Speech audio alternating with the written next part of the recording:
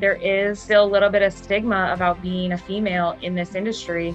And that's something that has to change, and that has to change across the board. Nobody is telling anybody. So the companies really do need to step out and go to where those people are. It's not us versus them. This is an ingrained cultural phenomenon in our entire industry. But if you can stick with it and, do what you do and do it well, it will pay off in the end.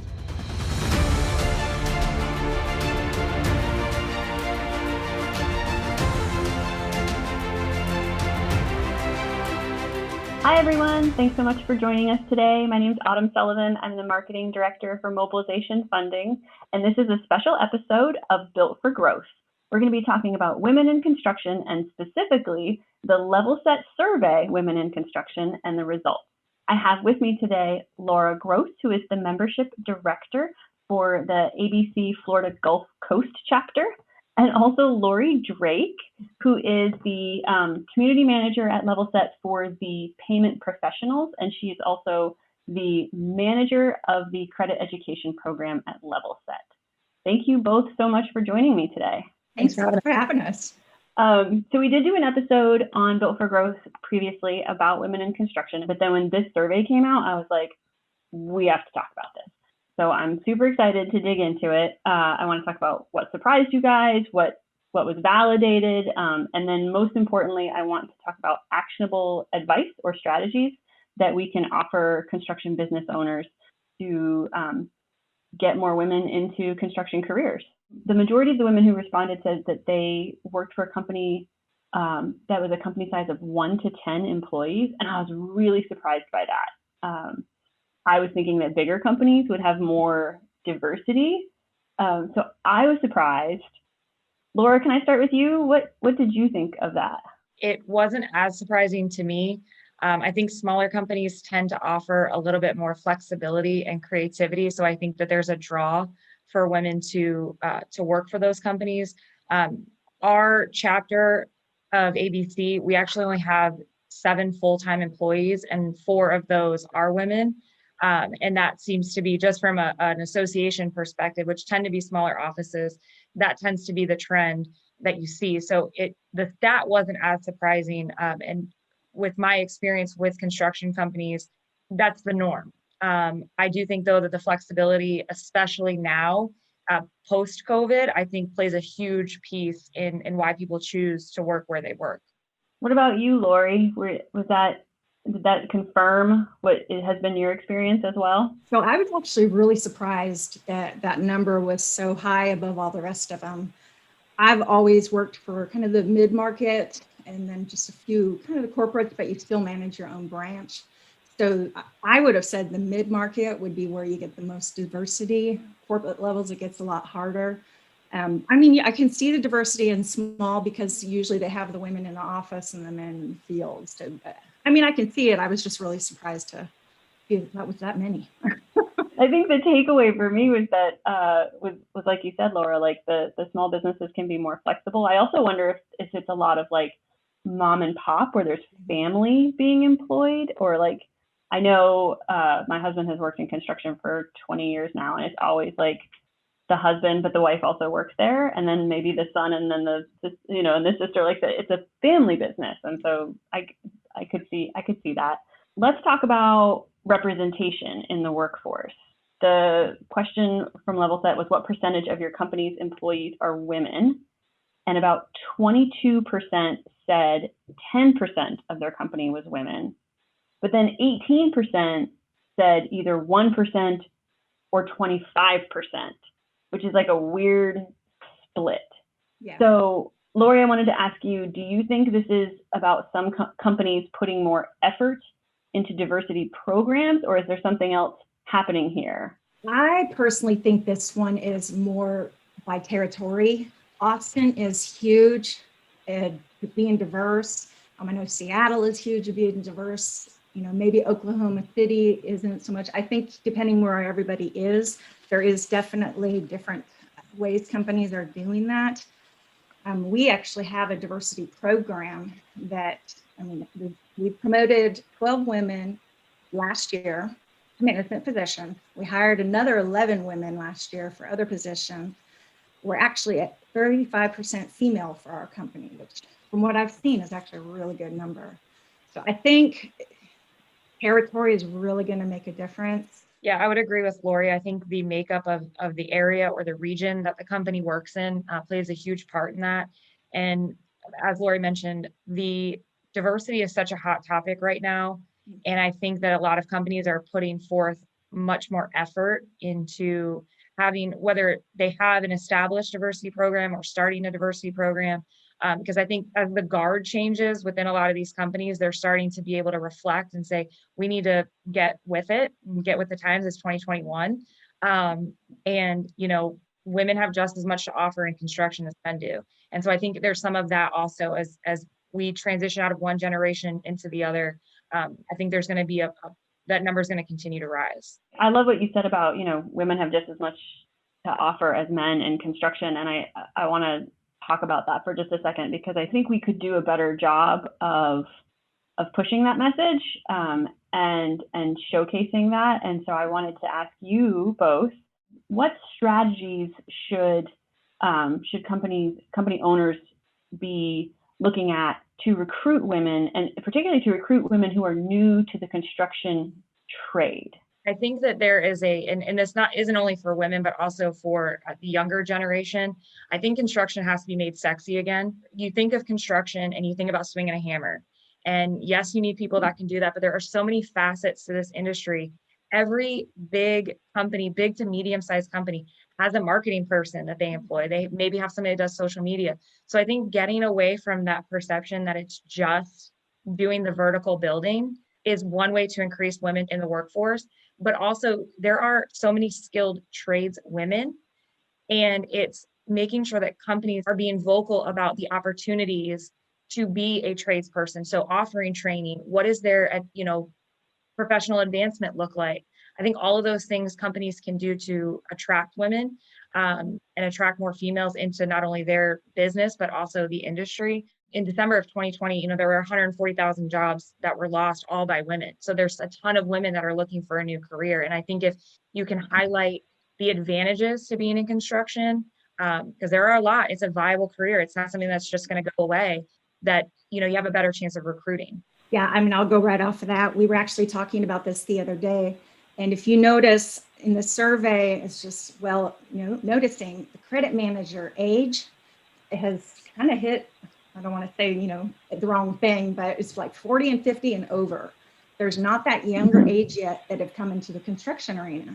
So I know we are marketing out to like colleges, trade schools, or participating in career fairs, and just trying to get that word out there. I mean, I never even knew what a credit manager was going through school. I didn't even know that was an option. But to know there's marketing and all that other side, the design, nobody is telling anybody. So the companies really do need to step out and go to where those people are. When we were doing our previous episode on women in construction, I remember there was this statistic, and I will find it and I will link it in the description. But I don't remember it offhand exactly, but it was about the wage gap and how the wage gap actually decreases for women in this industry. So there is potential to, feed your family, be a single income, and then start your own business. We have a lot of women business owners who are clients at Mobilization Funding. So there's huge potential there. And I think you're right. I think going to the colleges, also getting younger, going to the schools, going to high schools and talking to them about how this is a viable career option. I totally agree. And we start at the middle school level. And it's really just, at that point, you're kind of just talking about construction, and then getting into high school, where there's so many kids now that, not necessarily that they don't want to go to college. Some, of course, don't, but some maybe don't want to go to college right out of high school. And so they don't know what to do. And they look at, okay, I can go work at the mall, we'll say, and make $13 an hour, or I can go work in construction. And again, that's where they think they're just going to be outside. But if they knew, like you said, design, marketing, you've got sales, all of those things you can do in construction. And if you don't know that those options are there and you only think of it as one avenue, that's where the downfall comes in. So carrying on that conversation about representation and how the divide gets a little bigger when we talk about leadership, the majority of the women who responded said they work in office administrative roles. There was not a lot of leadership roles for women, according to the 1,000 women who responded to the survey. And the quote that stuck with me was one woman said, "The glass ceiling is very real for smart women in technical positions." And like my heart broke a little bit, but I want to know what your experience has been like as women leaders in the industry, and then talk about what companies can do to promote from within and increase that leadership percentage. I think the size of the company is going to make a real difference, because if you're with the small or mid-sized companies, there aren't a lot of places to go. I mean, I was with one company for 9 years, same position, and if I stayed, it was going to be the same position, another 9 years down the road. So there really isn't anywhere to go. So I think you have to kind of decide what you're looking for, and also what area you live in, because you can go north or south, and the whole salary is different there as well.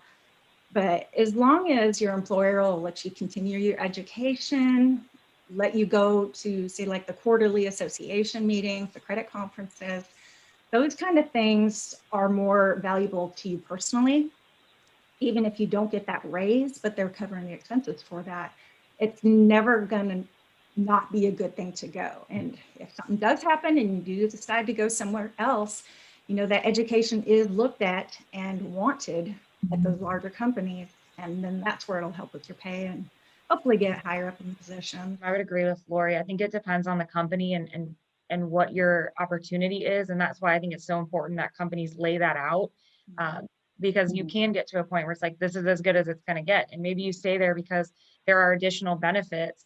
I think that we've learned over the past 5 or 6 years that not every employee is always looking for a financial gain with their role. They want to learn more, whether it's about their specific job or about the industry that they're in, and they want that personal growth in the event that something does change and they have to move on. So I think training and giving your employees the ability to take part in training is a huge thing that the industry can do to promote and recruit leadership roles. And I do think there is, in construction, unfortunately, there is still a bit of the good old boy system. So we have to kind of get through that. I mean, that's what the quote spoke to me, is you can be smarter than everyone else in the room, but there is still a little bit of stigma about being a female in this industry. And that's something that has to change, and that has to change across the board. I did an interview on one of the ladies we were featuring for the Week of Women in Construction. And one thing that she had said is, very early on, she had to make a decision if she was going to play with the boys or stand on her own. The guys are done on the job. They want to go to a strip club. "Oh, you coming with me?" And she's like, "Nope, go ahead. I'm good." You got to make sure you can draw those lines as well, because I think if you put yourself in that kind of situation, then you're going to become one of the good boys, and they're really not going to look at you for those kind of higher level positions. And that's a tough thing to do as a woman. You got to hold your own, unfortunately. And if that's not something that you should have to tell, but you have to be able to hold your own. I mean, you can be one female in a room of 30 males, and you got to be able to hold your own. And it's hard sometimes. I think that sometimes they think they can intimidate you and push you around. And so you just have to kind of hold to what you know, and hold to your system and what you believe in, and what you're doing in your job, and know that you're capable. And once all of those crazy thoughts change that people still have, I think that, again, that number will go up for women in leadership roles. It speaks to me, the idea of like, you have to be able to hold your own. You have to know your value when you walk into the room. I think across industries, I think most women are going to say, yes, I've had that moment where I've walked in and I was the only woman in the room and I was presenting. So I had to be the one that showed my value, or I had to speak up and talk over someone just to be able to get my feedback in. It makes me wonder if there are more opportunities for mentoring from women who are in roles of leadership for those junior roles, so that we can, because it is very intimidating when you're young to step up. And so you do become kind of a wallflower who does a great job, but maybe isn't advocating as strongly as you could for those leadership roles, if that's something you're interested in. Do either of you have mentorship opportunities within your corporation? With Levelset, we do. We actually have one that's called an accountability buddy. And then you also have your Z buddy, because they used to be Zing. We have a lot of fun stuff, or, taking each other on and learning from each other. But even with the credit side, it's the association groups that you're going to find your mentor in. And usually the women that are older, they take on someone younger. And I mean, they'll take you all the way through be the president of NACM or, the CFO of the company or something. You definitely have to be open to having someone help you. If you're not, you will kind of just dwindle away and not really take part. I was a chairman of association for 4 years, and we had this girl on it where she never went to the dinners. She never went out with everybody to have a drink. She just kind of did her own thing. Well, unfortunately, she lost her job, and then she had contacted us to help her find a new one. And unfortunately, she was known as the girl that doesn't partake in anything. So you do have to kind of watch yourself more than I bet men have to. You just have to pay attention. You want to get the right reputation. So while we're on the subject of culture and and respect, most of the women in the survey, 8 out of 10, said they feel respected, but 65% of them said they don't feel that they are heard or listened to by leadership when compared to their male peers. I don't think any of us sitting here were surprised by that. To me, this speaks to a cultural issue within the industry. And construction is kind of known for its, not only its good old boy kind of network, but also the tough guy mentality, right? So it might be harder if you are not the type of woman who is willing to just barge in, like I am, but not everyone is. So I think that there's room to, as an industry, make room for new types of cultures within construction. So whichever one wants to go first, how can we as an industry work on opening up that culture so there is more opportunity for women to speak up, and so that we can show the men in the room it's a good idea to listen to us? I think that having, whether it's a local chamber or associations that can help offer, something for women on how to present, and, how, if you are the only woman in the room, how do you make your voice heard? Sometimes you got to be a dog with a bone and just make sure that they do hear you. Of course, you don't want to lose your job doing it and seem pushy by any means. And so you are always walking this balance. You don't want to be too emotional. You don't want it to be too bossy. And so I think that's hard because you never know what vibe you're giving off. From the other perspective on how you get them to realize it, I think you just have to keep putting the work in. And how do you, this, male leadership, you just have to keep putting the work in that, giving examples or again, I hate to keep bringing up training, but I think that's really the only thing you can do is just keep opening people's eyes to this is a real problem. And I would go out on a limb and say most of them don't even realize that they're doing it. They probably don't even realize that they're just ignoring people's opinions. But that's how it's coming across. And so I think that it's twofold, making sure that from the female perspective that you are putting your best foot forward, and not that you aren't, but who couldn't always use a refresher, but also the current leadership is just getting them to understand that, again, women should have a seat at the table. I don't know if you know Thea Dudley. She's like one of these huge in the credit field. She actually just wrote a book that we're launching for her. She's called the Credit Guru.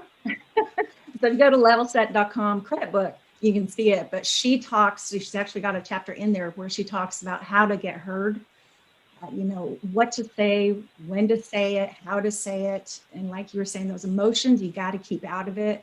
Guys always say girls are too emotional. So if you can feel it coming on your face, just, excuse me for a minute and then come back. Which I find ironic because I have never heard women yell at each other the way I hear guys in the shop yell at each other. Like, they're just as emotional, just in a different way. Right. I really liked, Laura, I liked your point about they don't even know they're doing it. I think that's a really important point because I think when we frame these conversations as you need to listen to women, it's too easy to say, well, I am, or to give that pushback. But just saying, this is a workshop to teach you to be a more effective listener is good for everyone involved. And I think that's an important takeaway is that, it's not us versus them. This is an ingrained cultural phenomenon in our entire country, let alone our entire industry. So, it's going to take some work, and you've got to pray and move your feet. You've got to believe that this can change. You've got to assume good intent, but you've still got to also have the tough conversations and do the work. Absolutely. And I think most people will tell you, if you ask any leadership coach, that people don't know how to listen. They hear you, but they don't know how to listen. And I think that it's not, it may come off that way. And I'm not saying that it's not, that they're not just dismissing you, because that happens, right? Well, you're a woman, you don't know what you're talking about. But I think that as human beings, we're just not good listeners. And so I think if you can generalize it of like, we're going to work on listening techniques, I think that then that how those women are feeling or how they're perceiving it, I think that might change slightly. But again, those individuals that are getting the training have to want to listen better as well. It needs to come from like the ownership down. One of the companies I worked for, the teamwork was horrible. People listening to each other was horrible. They were yelling back and forth. He actually booked a hotel and everybody was required to be there for the entire weekend. Sales, accounting, you name it. And it was a program called SWAT. I don't remember what it would stand for, but by that Sunday afternoon and coming to work Monday, oh my gosh, I mean, everybody got along so well. Mm-hmm. I'm not going to say it lasted forever, but it was a huge difference. And there's a monetary value in being a better listener and in creating a listening culture. I will find the NPR story and link it in the description, but there is a fairly famous NPR story of, I think it was Shell Oil, that was had just outrageous safety accidents on their offshore drills. And what they did when they took a chance and they hired an expert to come in and talk to the crew, and what they found was that people were not willing to ask things they did not know, and they were not willing to say when they were too tired to work. And so they were having massive accidents, which has a human cost, and also a financial cost. And I think the same could be true in construction. If we could learn to listen better, we would, and feel more open to ask questions and to advocate for ourselves, we could probably have a safer industry, which is, obviously very important. And wouldn't we all like to come to work in that environment? Yeah, definitely. I am down to my last question. And that is simply, what message would you like to send to young women? Oh, the lights just shut off in my office. What message would you want to send to women entering the construction industry? What message do you wish you had received when you started out that you can share with our audience? I think it's corny, but I think you have to stick with it. I think if it's an industry that you want to be in, there is so much opportunity. There is so much room for growth. There is so much room for learning new things and your new skills and all those things. And there's going to be roadblocks. There always are. But if you can stick with it and, do what you do and do it well, it will pay off in the end. It's going to be hard, but there's always support as well. Whether you think so or not, there's another female that's going through the same thing. There's tens of thousands of women in construction going through the same thing. So just grind it out. My thing with construction, I would be telling them how fun it is. I mean, once I got into construction, I never left. I mean, I love dealing with lien rights. I love dealing with properties and plans and all this stuff that you just don't get to do in any other position. I mean, obviously I was a credit manager, so I called it my hammer. The lien rights are my hammer. It's kind of my way to get people to pay. I worked for a reseller. Well, we just shut their phones off. That's not really that exciting, So there's just a lot of things in this industry that you get to do that it's just not boring. I mean, it's always changing. It's always moving. And it's definitely always growing.